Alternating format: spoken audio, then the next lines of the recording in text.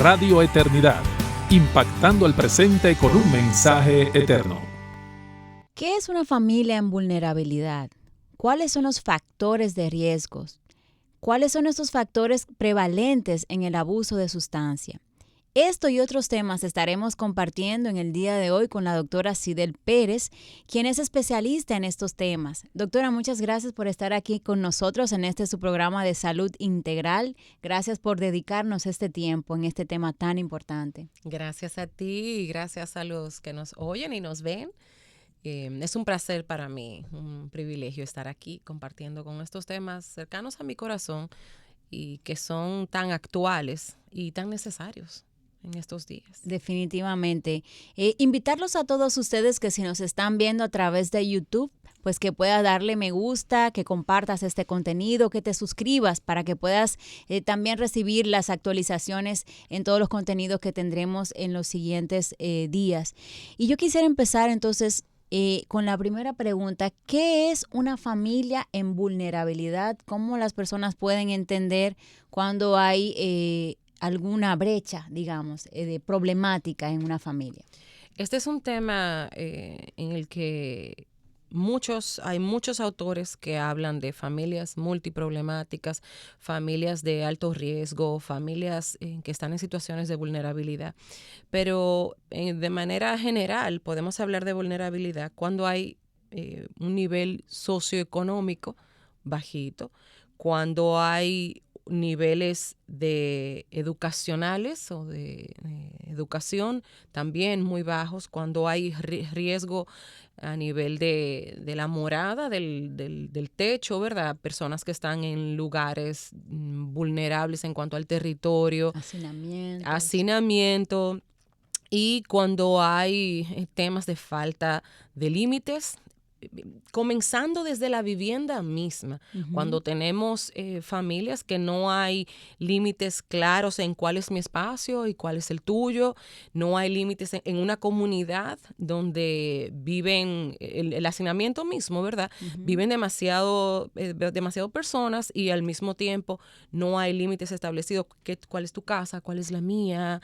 Yo tengo acceso de manera poco regulada.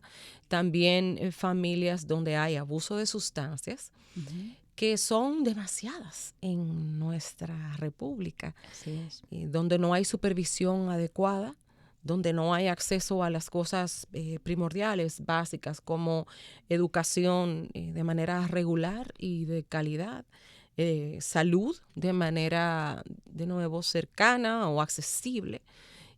O que no es de calidad. Remotas también, familias remotas, donde hay carencia en múltiples factores, ¿no?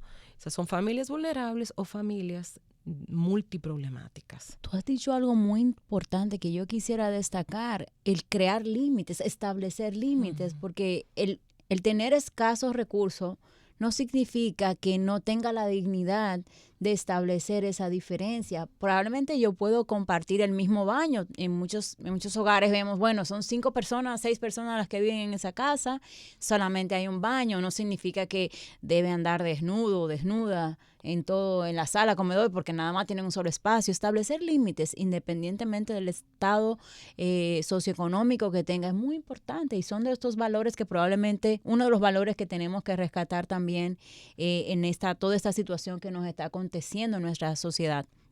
Tú comentabas algunos aspectos, pero quisiera hacerte la pregunta puntual. Entonces, ¿cuáles serían aquellos factores de riesgo para identificar un grupo familiar que esté en una alta vulnerabilidad? Ese tipo de familias las podemos reconocer, no es tan difícil y son muy comunes en zonas urbanas. Para hablar del caso específico, por ejemplo, de Santo Domingo, de Santiago, de las urbes grandes, son esas familias que viven en cañadas, en estas casas adosadas, donde no hay límites claros en cuanto al área física, ¿no? Donde viven 5 o 6 personas en 1 o 2 habitaciones, donde los niños no tienen un área que es exclusiva para ellos, y los padres tampoco tienen esa área. Tú hablaste del baño, donde quizás no hay puertas en esas casas. Nivel socioeconómico muy bajo y nivel educacional muy bajo. Entornos de violencia. Sabemos que en los barrios donde hay menos recursos, hay temas de drogas, no solamente el abuso de sustancias, drogas y alcohol, sino la falta de control, ¿cómo se llama? El tráfico. Sabemos que los niños desde pequeños están expuestos al consumo y también al tráfico. Sabemos que un niño en cualquier colmado, pulpería o como se llame en su comunidad, puede ir y comprar una botella de ron, una botella de cerveza. O mandar a los niños a comprarla. Mira, ve, cómprame tal cosa, y en el camino pues cualquier cosa puede pasar. No, son infinitas las posibilidades para ellos, para sus familiares, y eso se usa. Yo mientras estaba meditando acerca de lo que íbamos a hablar, recuerdo un caso horrible, gravísimo, de una niña que fue asesinada por sus abusadores, que la violaron. Una niña que fue enviada al colmado a las 10 de la noche. ¿No recuerdas ese caso? Una niña de 5 o 6 años. Sí.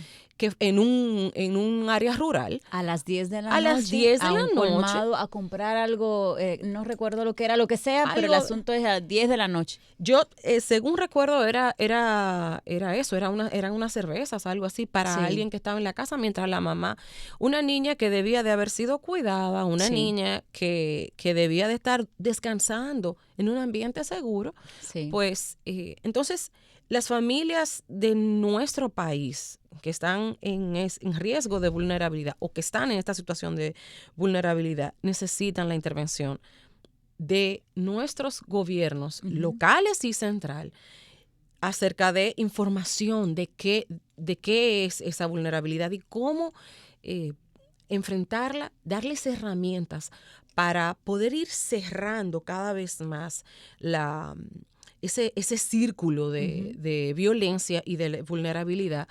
enseñando a nuestros niños, y vamos a hablar de cómo lidiar con esto, pero es un trabajo desde el gobierno central, en las comunidades, apoyándonos de todos los estamentos del Estado para poder entrarle por todos los lados a este problema. Nosotros hemos compartido en otros espacios contigo misma y hemos hablado de esa propuesta que nosotros planteamos de no solamente enfocarse tanto en un ministerio para una sola persona, en el caso de la mujer, que es muy bien necesario, pero incluir un ministerio de la familia donde estos aspectos también puedan ser abordados en programas individualizados pensando en estas vulnerabilidades que todos conocemos, que todos sabemos que están descritos y que es una necesidad a gritos. Esta debería ser una de las discusiones de hoy en día.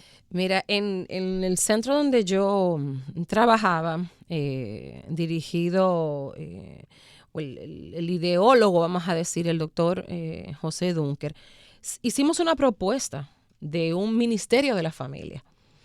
Uno de los mayores riesgos de las familias en situación de vulnerabilidad es la familia monoparental. Esa mujer sola que tiene que hacerlo todo. Que tiene que dejar los niños solos con un primo, con un vecino, con quien sea que esté en la casa, o con un hijo mayor que no es tan mayor. Con un menor que no tiene, tal vez no le tiene, porque sigue siendo un niño también. Exacto.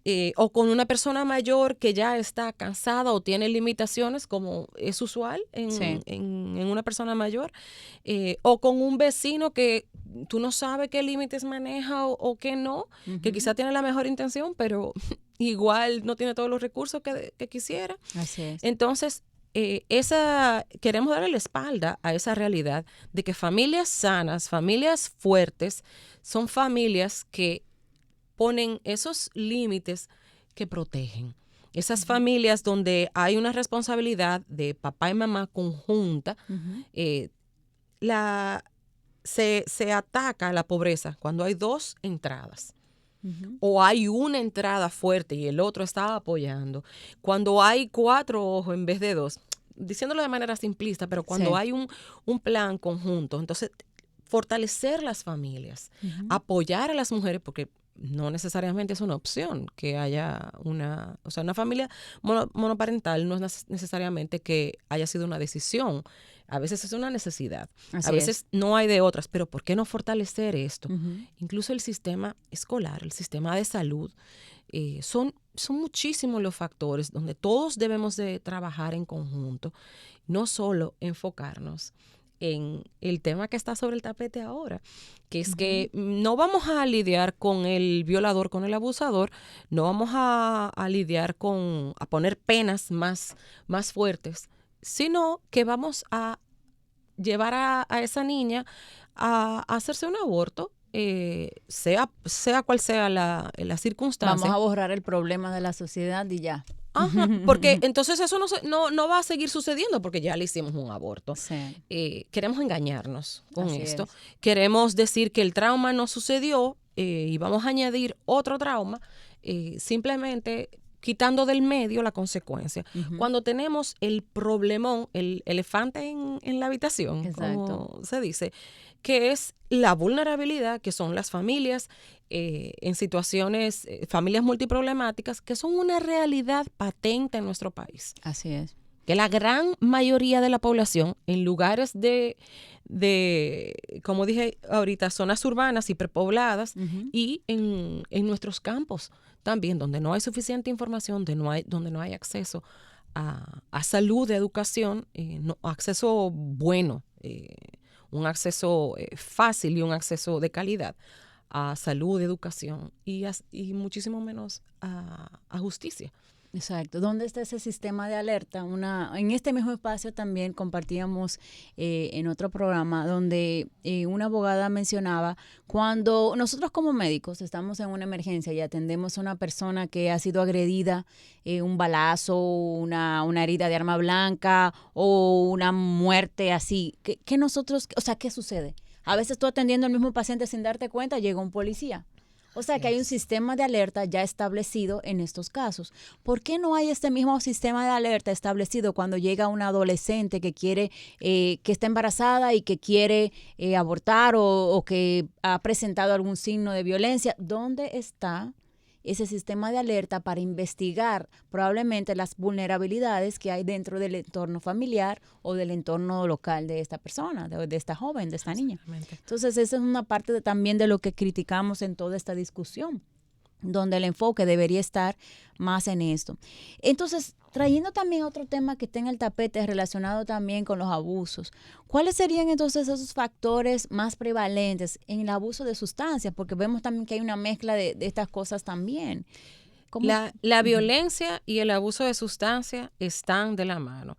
Y no es solamente la violencia. O sea, cuando tú te vas a temas de transporte, el abuso de sustancias o el uso, personas bajo la influencia del alcohol y las drogas, son los causantes mayormente de accidentes y sobre todo de fatalidades. Sí. Entonces no es nada más en temas de salud psicológica o salud sexual y prevención de violencia. Esto afecta en muchos aspectos que son primordiales en la salud de un pueblo. Definitivamente. Y sin embargo, nosotros estamos viendo que no hay un enfoque directo, tú ir detrás de controlar, de manejar, de prevenir y de tratar efectivamente con ese tema de abuso de sustancias. Es más, la misma sociedad que hoy en día está promoviendo, o esa parte de la sociedad,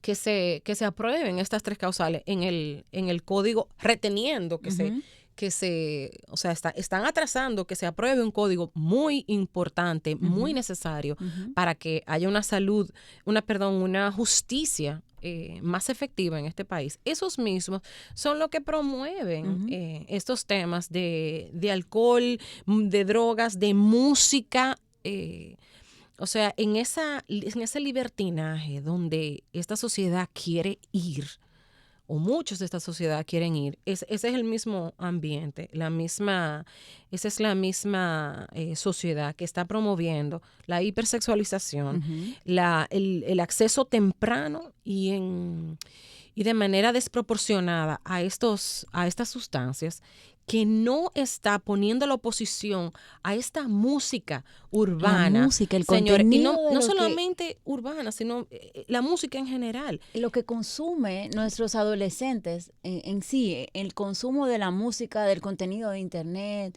estos filtros son de verdad, como tú dices, hipersexualizados, llenos de violencia, incitando a que la moda, la modernidad es todo esto y no es así.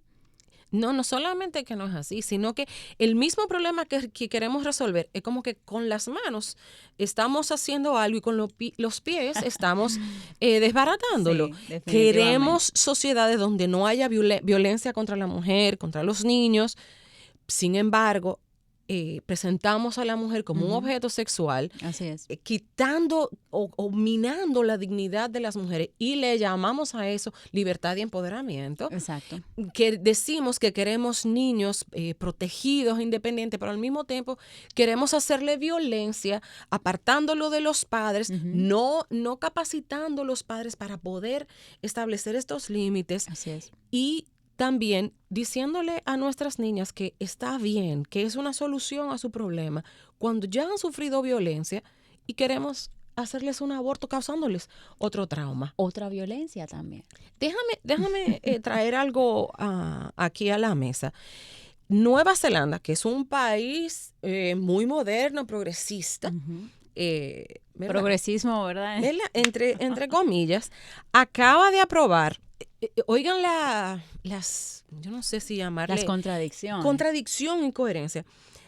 Ellos acaban de aprobar unas leyes del aborto horrible, 0 restricciones en cuanto a la edad gestacional. Terrible. Y una cosa tremenda, pero al mismo tiempo, en menos de 6 meses, ellos aprobaron que haya un duelo, o sea, una licencia médica, como le decimos aquí, por el duelo luego de un aborto.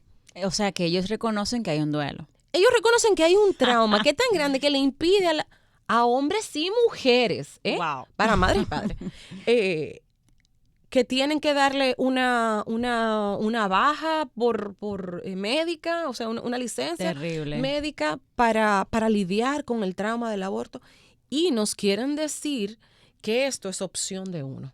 Terrible, terrible, terrible. Eso no tiene sentido. Cuando tú vas No tiene ahí sentido. debajo, hay una incongruencia, hay una inconsistencia en cuanto al sistema de valores. Y todas estas cosas son las que están haciendo que estos temas de violencia, de abuso, de vulnerabilidad, realmente van en aumento. Nuestra modernidad no está...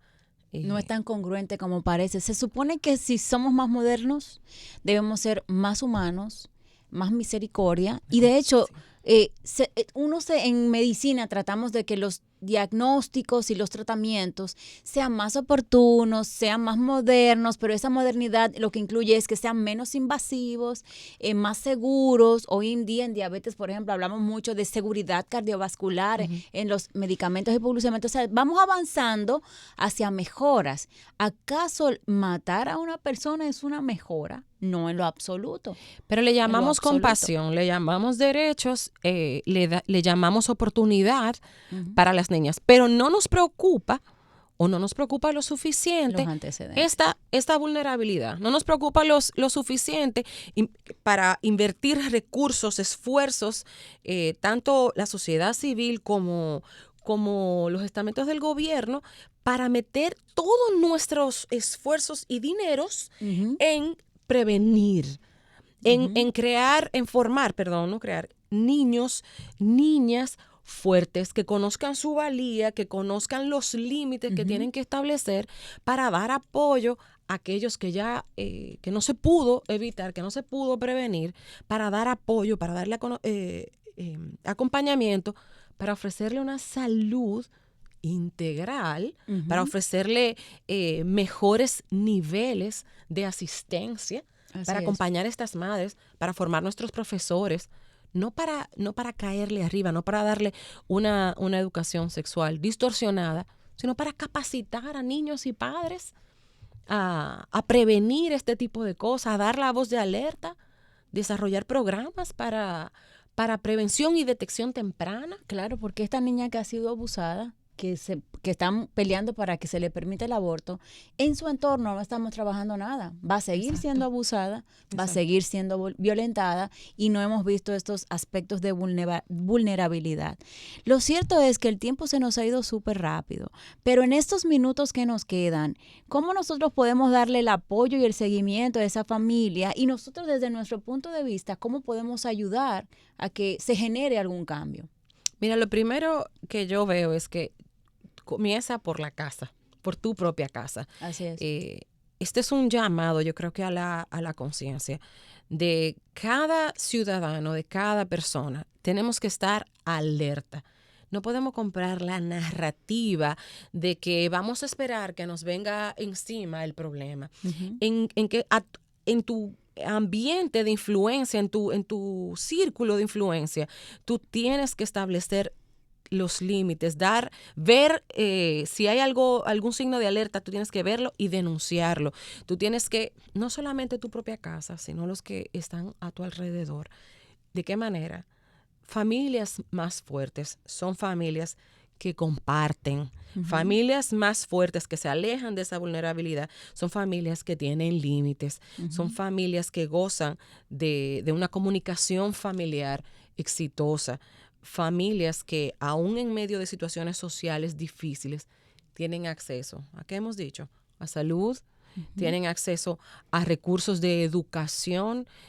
Tenemos que mejorar las condiciones laborales porque la pobreza y la pobreza extrema aún más agudiza todos estos problemas.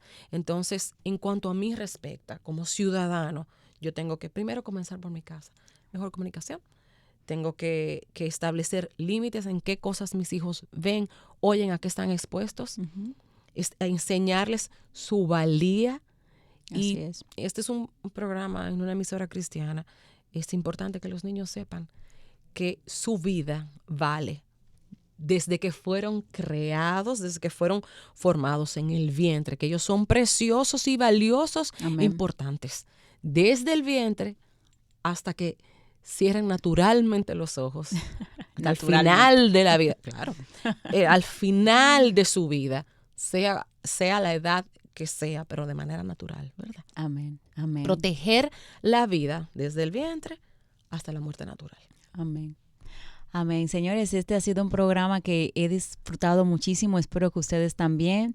Gracias, doctora Cidel Pérez, por este espacio, por esta tan loable explicación de cómo nosotros podemos aportar y todo lo que hemos aprendido.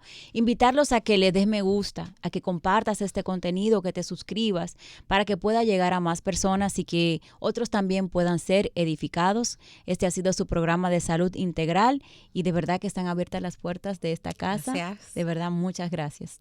A ti, a todos ustedes. Amén. Que el Señor les bendiga. Amén, amén. Radio Eternidad, impactando el presente con un mensaje eterno.